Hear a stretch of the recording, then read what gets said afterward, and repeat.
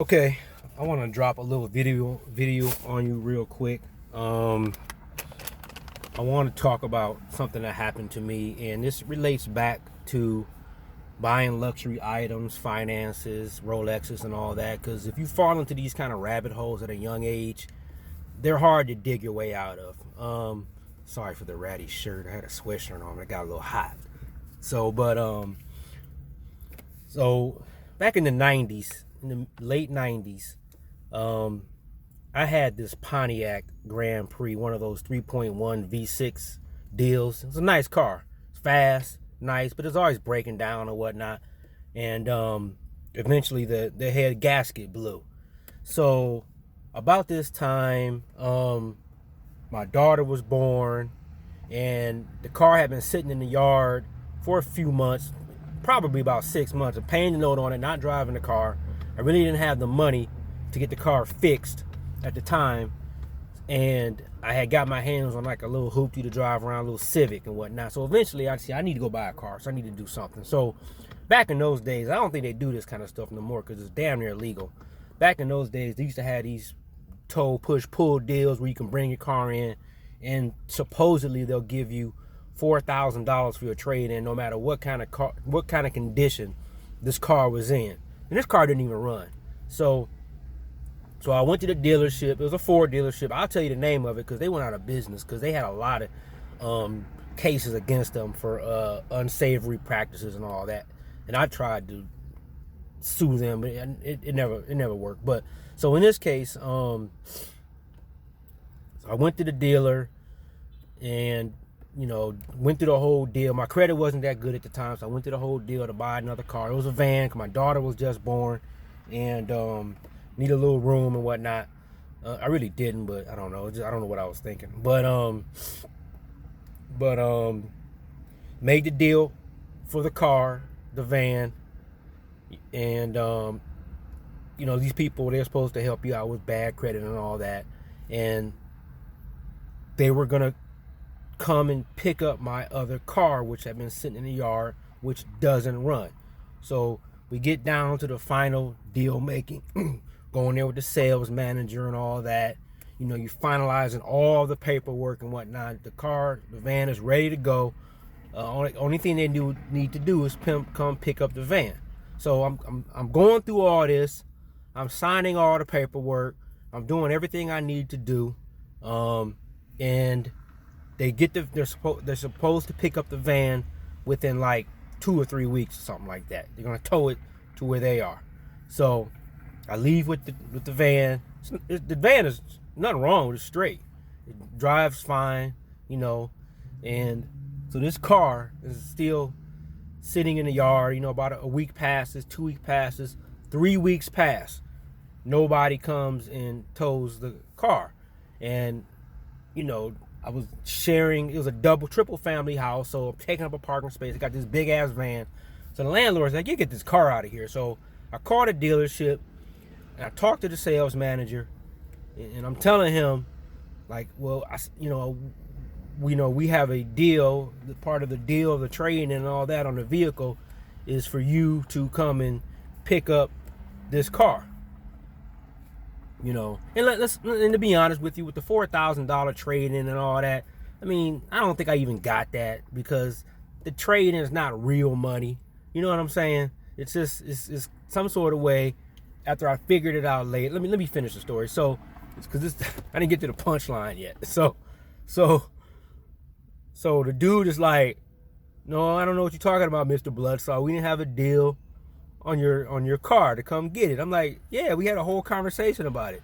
I mean, I signed some paperwork. What are you talking about? Like this dude crazy? We just talked about this. He was like, well, check your paperwork. If you sign something that says that you're gonna pick up this van, that we're gonna pick up this van, then bring the paperwork. Let me know what the paperwork is. So I'm like, yeah, of course. I know I signed some paperwork. So he gave me a big ass envelope, which I put in my car and put in the glove department, and really didn't open it after I bought the vehicle. So I said, I'll call you back. Oh, you're all huffy. I'm gonna show this dude what's up. So I reach in the glove department. I'm flipping through the paperwork. And I'm like, F is that piece of paper I signed? It was a single piece of paper that had like some verbiage on there that I agree that they're gonna come tow this car, blah blah blah blah blah blah.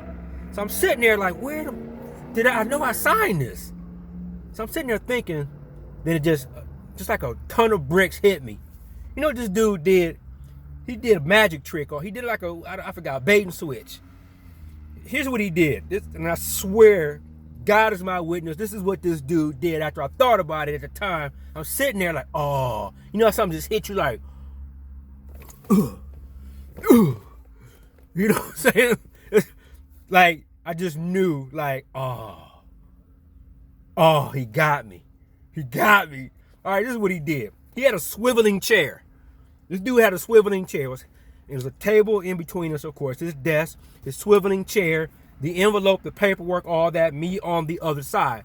He folded up all the paperwork, put it in this big white envelope, and he held the envelope up.